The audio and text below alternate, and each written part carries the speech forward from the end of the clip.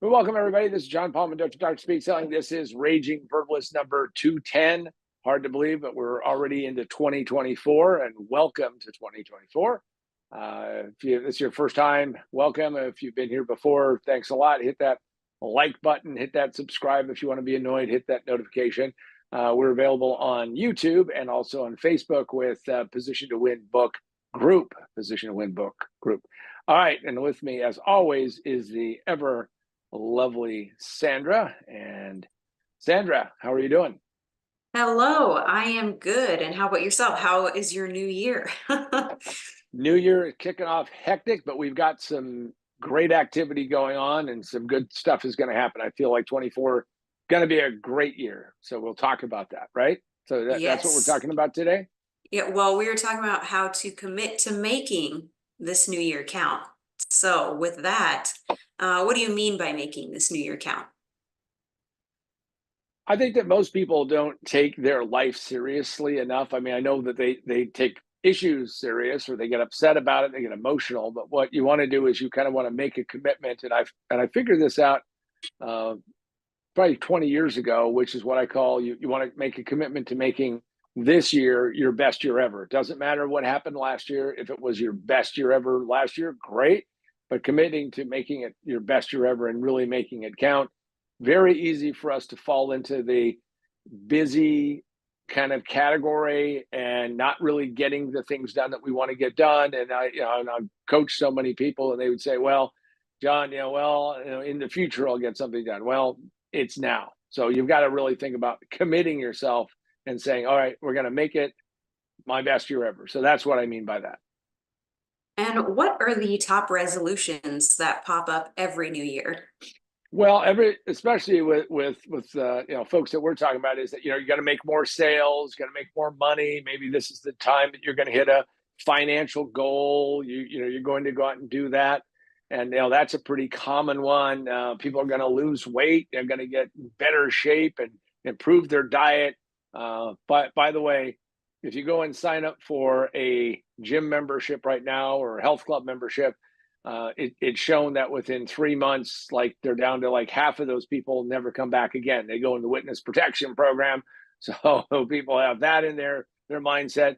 And then, quit a bad habit, stop an addiction, and do all those things. Sadly, if you look at it week by week by week, most of these things fail and they fail pretty quickly. And that it almost fits in with the book, of course, which is most businesses fail in the first 5 minutes. Well, most resolutions fail in the first 5 minutes, 5 days, 5 weeks. You pick it, but they just fail, and you're back to a habit that you decided that you were going to change, but you really didn't make a commitment, didn't really change it. Why do so many New Year's resolutions fail so quickly?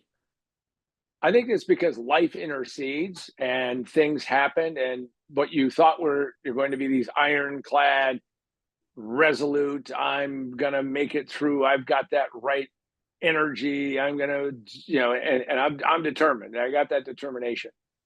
And I think what happens is that when we make all these resolutions, if we do, and some people don't make them at all, but I do think you need to think about what is your goal, what is your next step. We mark time by years, whether you want to participate or not. It's how the thing works. And I think most of them fail because people don't necessarily have realistic goals or they don't have a plan to do it. And we're going to talk about how to make sure you have a plan. All the time I see, especially in business, where people will say, I had a goal, I had a direction, I had something I was going to do. Last year it was a case in point. We had a business that I'm involved in. We had goals. We were on a trajectory. We could see that. We could forecast it. We could see in fact, a doubling of the business. Did not happen. Macro circumstances hit. And most people, of course, would be wallowing in that misery. And what we did is we kind of turned it into hibernation mode and said, okay, what did we learn? What do we have? How do we build intellectual property? How do we improve? And then when the market conditions change, then how do we pounce and get on top of that? But often what happens is there's this abandonment that takes place and we walk away from them. So most of them fail because there's a lack of true clarity in what you're trying to achieve. There's not a sense of discipline that I'm going to continue to do this and do this thing called work. And then the final thing is that there's a factor of mental toughness. Now, when we wrote the book, most businesses fail in the first 5 minutes. It just, there we go. I don't know. We're getting a little flashback. It takes them 3 to 5 years to realize it.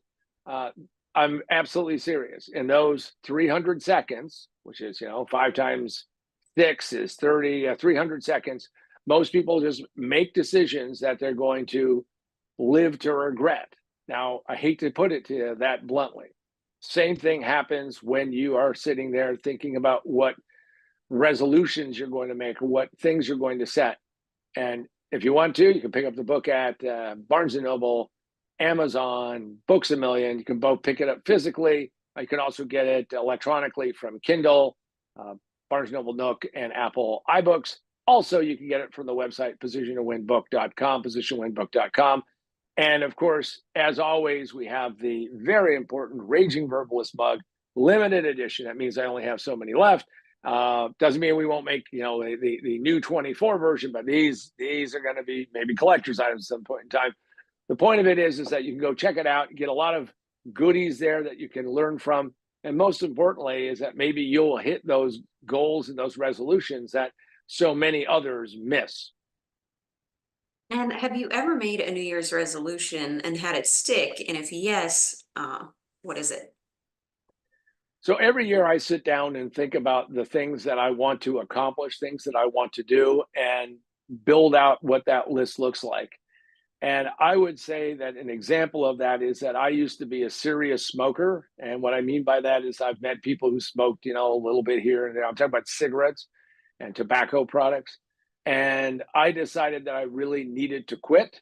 And January 1st, 1985 was the last cigarette, cigar, or pipe. I still have the pipes in a pipe stand. My wife bought me this beautiful pipe stand, which we're going to keep. But sadly, I'm not going to use it again because of making that decision. And that was a resolution that I made that I stuck to. It was the 5th time that I had attempted to quit. And that gets back to, you have to just make sure that you make up your mind to do that. I've had ample opportunities. I don't know how many times I went through the cigar craze that happened, and people talking about how great these things are. Can't be a good thing for me. It just didn't fit with what I wanted to do. And I made that decision and away we go. Now, doesn't mean that it wasn't hard. Doesn't mean that I had some kind of magic cure or something. But what I'm going to tell you is that you can make resolutions and stick to them as long as you live by one rule, which is today is the day that you have to abstain or not do that. Now that was on that side, but that was a resolution that gave up a habit that, frankly, people like my doctor says will probably extend my life, and that's a good thing. So that's an example of one that I did, stuck to it. Also, you need to kind of celebrate that you've done this. See, when it becomes something that is part of you, like, well, that's, I don't do that anymore. But you have to, in some ways, memorialize it and say, yep, I've now been without this habit for X number of time, but accept that it's only today. It's one day at a time. I know it sounds a little contrite, but that's the reality of life. And what are some of the steps to building a resolution? Most of the time, we do not have a clear, precise goal. So you have to sit down and say, okay, I want to achieve a bunch of things. Let's say you want to achieve $100,000 in income. So now you have to say, okay, how do I go and do that? What are the steps? How much money do I have to bring in on a regular basis? How much sales do I have to do? How many things have to take place? I do this with clients all the time, and we go through a goal setting exercise. But if it doesn't degrade to work, if it doesn't degrade to doing something every day, then you're going to be in trouble. So we need to have a very clear understanding about what we're trying to achieve. Then we have to build a strategy of what are the things that we're going to need to do to make this happen, to make this work. We have to then think of what are the tactics that are going to take us to that goal. If you want to improve your sales, one of the things that you have to do is start to measure, what did I do? How did I do it? How many things do I have to do on a regular basis? How many phone calls? How many emails? How many texts? How many, you name it. What do you have to do? Because it comes down to that you have to have positive action. You need to take that action on a regular basis. And I believe that one of the things that people leave out of their resolution is that, how am I going to know that I'm making progress? And how do I reinforce that progress? And if I end up getting off into the ditch, how am I going to get pulled out of the ditch? And you can't expect that somebody like in where Sandra grew up out in the middle of nowhere. A farmer's going to come out and with their tractor and drag you out of the ditch. You've got to figure out how you're going to get yourself out of the ditch. So I think if you take those concrete steps and you make sure that you understand why you're doing these things and what you need to accomplish, that is going to be very important, because in the end, you need to know the motivation behind trying to achieve something. Because if you don't understand the why is a motivation question. If it's just like, oh, someday I want to do whatever, someday I want to learn how to, fly a plane, or I want to learn how to, cook whatever. You have to make sure that you have the why, the motivation to go forward and do it. And so how do you move from the theory to the practical action of change? The challenge of a goal is that you always look at a goal in a sense of kind of this imaging, and that's great, because having positive imaging, I think, will help you get to where you want to go. But what you need to do is you need to say, I need to take action. What are the specific steps that I need to do each and every day? The fact that we're doing Raging Verbalist, I had a goal. I wanted to have an internet show. How was I going to do that? Who was going to help me? How was it going to be accomplished? And why are we going out and doing these things? Well, so you have to really take action, though, because I could have the goal of writing a book, which I did. And for 30 years, I had I had a lot of people tell me, wow, you ought to write a book. You ought to write a book. Didn't happen. Found the right person. That's my co-conspirator, co-author, Gabe Batista. We connected, we started talking, we started putting it together, and literally we built the book piece by piece by piece. So you have to turn it into actionable steps that you can actually do something today. If you sit down and say, oh, I want to write something, or I want to perfect something, or I want to do something, you have to take concrete steps each and every day. So that's how you turn it into action, because you have to write out what you need to do. You then need to go forward and do it, and then check it off. If you find out that you're getting stalled and it's not coming together, that means whatever you wrote down, I want to learn how to play the piano. Too big. I mean, that's a goal. But the thing is that, well, what are you going to do? How are you going to practice? How are you going to learn? Are you going to go and some people just go out and buy an app. Some people go and find somebody. You have to lay out the plan to do it, and you need to have specific steps that you're going to do.